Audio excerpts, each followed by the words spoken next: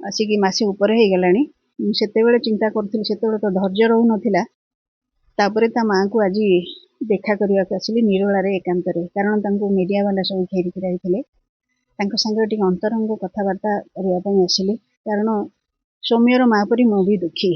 ମୋର ଗୋଟିଏ ବୋଲି ପୁଅ, ସିଏ 2009 ମସିହାରେ ପୁରୀରୁ କୁଆଡ଼େ ଗାଏବ ହେଇ ଉଭାନ ହେଇଯାଇଛି।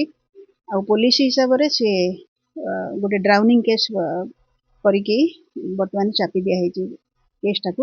ମୋର ଉପାୟହୀନ ଅବସ୍ଥାରେ ମୁଁ ବର୍ତ୍ତମାନ ଅପେକ୍ଷା କରିଛି, ମୃତ୍ୟୁକୁ ଅପେକ୍ଷା କରିଛି।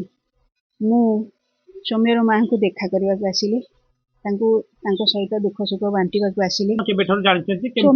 ସୌମ୍ୟକୁ ମୁଁ ଜାଣିଲି ଜିମ୍ରେ ଯେତେବେଳେ ଆଡମିସନ୍ କରିବାକୁ ଗଲି, ସେତେବେଳେ ସୌମ୍ୟକୁ ମୁଁ ଜାଣିଥିଲି ସିଏ ହିଁ ସବୁ ଏତେ ସୁନ୍ଦର ଅର୍ଗାନାଇଜର ଯେ ତାକୁ ହିଁ ଆମେ, ତାରି ପାଇଁ ଯେତେ ପିଲା ଆମେ 400 ଲୋକ ଆମେ ଜିମ୍ରେ ଜଏନ୍ କଲୁ କେବଳ ତାରି ପାଇଁ। ତାର ଏତେ ସୁନ୍ଦର ବ୍ୟବହାର, ଏତେ ସୁନ୍ଦର କଥାବାର୍ତ୍ତା, ଆମକୁ ଆଟ୍ରାକ୍ସନ୍, ସୌମ୍ୟ ହିଁ ଗୋଟେ ଆଟ୍ରାକ୍ସନ୍ ଥିଲା ଆମ ପ୍ରତି।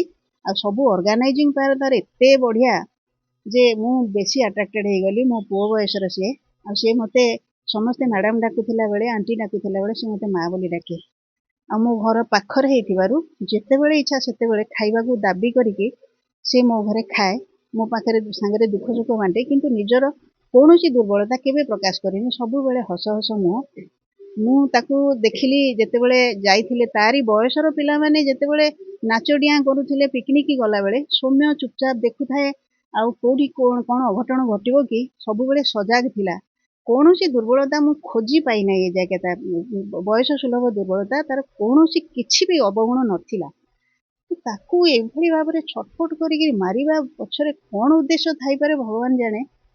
ଥରେ ବହୁତ ସମୟରେ କହିଛି, ମା ମୁଁ ଛାଡ଼ିଦେବି, ମୁଁ ଚାକିରି ଛାଡ଼ିଦେବି, ମୋ ପାଇଁ ଗୋଟେ ଏଇ ସତ୍ୟ ବିହାରରେ 3000 ସ୍କୋୟାର ଫୁଟର ଗୋଟେ ଜାଗା ଦେଖ, ମୁଁ ସେଠି ଜିମ୍ କରିବି।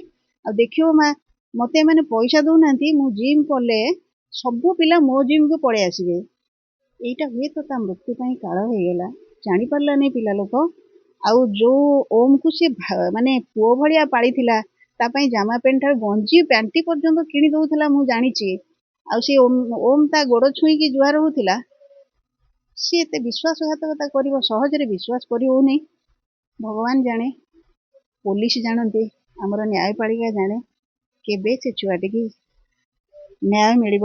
ଆଶାରେ ଅଛୁ ତ, ଅପେକ୍ଷାରେ ଅଛୁ। ଭଗବାନଙ୍କ ହାତରେ ସବୁ କଥା। ଓମ୍କୁ ମୁଁ ବିଶେଷ ତା ସହିତ ମିଶୁନଥିଲି। ସେ ସୌମ୍ୟର ଗୋଡ଼ ଛୁଇଁକି ଜୁହାର ହେଲା ବେଳେ ମୁଁ ଗୋଟେ କମେଣ୍ଟ ଦେଇଥିଲି, ଅତି ଭକ୍ତି ଚୋରର ଲକ୍ଷଣ। ତାପରେ କ'ଣ ଓମ୍ ବାହାରିଗଲା, ମୁଁ ଏତେ ଭିତର କଥା ଜାଣିନି। ବାହାରିଗଲା ପରେ ବାହାରେ ସୌମ୍ୟକୁ ପ୍ରବଳ ଗାଳି ଦେଇଥିଲା। ମୁଁ ସୌମ୍ୟକୁ କହିଥିଲି, ବାବା ତୋତେ ଏତେ କଦର୍ଯ୍ୟ ଭାଷାରେ ଗାଳି ଗୁଲଜ କରୁଛି। ସିଏ ଉପରକୁ ହାତ ଟେକିକି କହିଥିଲା ଯେ ମତେ ଯିଏ ଗାଳି ଦଉଛି, ମୋର ଯଦି ଦୋଷ ଥିବ ମୋର ମାନେ ମୋ ଉପରେ ଫଳିବ, ନହେଲେ ଭଗବାନ ବୁଝିବେ, ଏଇଆ ହିଁ କହିଥିଲା। ଅତିଶୟ ଭଗବତ ବିଶ୍ୱାସୀ, ଶିବଙ୍କୁ ସେ ବହୁତ ଭଲ ପାଉଥିଲା ଆଉ ଭକ୍ତି କରୁଥିଲା, ପୂର୍ଣ୍ଣ ବିଶ୍ୱାସ ଥିଲା ଭଗବାନ ତା ପାଇଁ ନ୍ୟାୟ ଦେବେ। ଏବେ ଆପଣ କ'ଣ ଚାହୁଁଛନ୍ତି? ମୁଁ ଆଉ କ'ଣ ଚାହିଁବି? ମୋ ପୁଅ ଯାଇଛି, ମୁଁ ସୌମ୍ୟକୁ ପୁଅ ବୋଲି ଭାବୁଥିଲି। ସେ ମୋତେ ଆଶ୍ୱାସନା ଦଉଥିଲା, ମା ମୁଁ ଅଛି, ମୁଁ ତମର କିଛି ଅସୁବିଧା ହବନି। ଗଲା ପରେ ଆଉ କ'ଣ, ଆଉ ଚାହିଁବୁ କ'ଣ? ନ୍ୟାୟ ମିଳୁ ଛୁଆକୁ, ଭଗବାନଙ୍କ ଉପରେ ଆମର ବିଶ୍ୱାସ ବଢ଼ିବ, ଛୁଆଟାକୁ ନ୍ୟାୟ ମିଳୁ। ମୁଁ ଗୋଟେ ମୋ ପୁଅକୁ ହରେଇଛି, ନ୍ୟାୟ ପାଇଲେ ହୁଏତ ଆମ ମନରେ ଟିକେ ଶାନ୍ତି ଆସିବ।